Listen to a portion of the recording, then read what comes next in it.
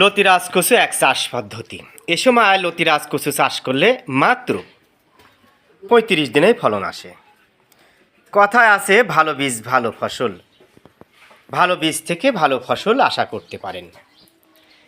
তারই ধারাবাহিকতা আমরা বাংলাদেশের বিভিন্ন প্রান্তে অরিজিনাল বাড়ি লতিরাজ কচুর বীজ পুলপোয়া বা চারা সরবরাহ করে আসছি। আজকেও সুদূর সিরাজগঞ্জ থেকে এক ভাই এসে ২০০০ চারা নিয়ে গেল। দেখেন লতির মান, এই লতির গুণগত মান খুবই ভালো। এমন লতির চাহিদা কিন্তু বাজারে ব্যাপক।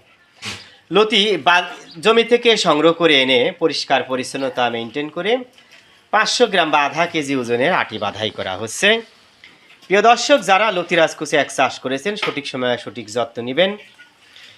উষ্ণ আবহাওয়া চলছে, এ সময় কিন্তু লেদা পোকার উপদ্রব দেখা দিতে পারে।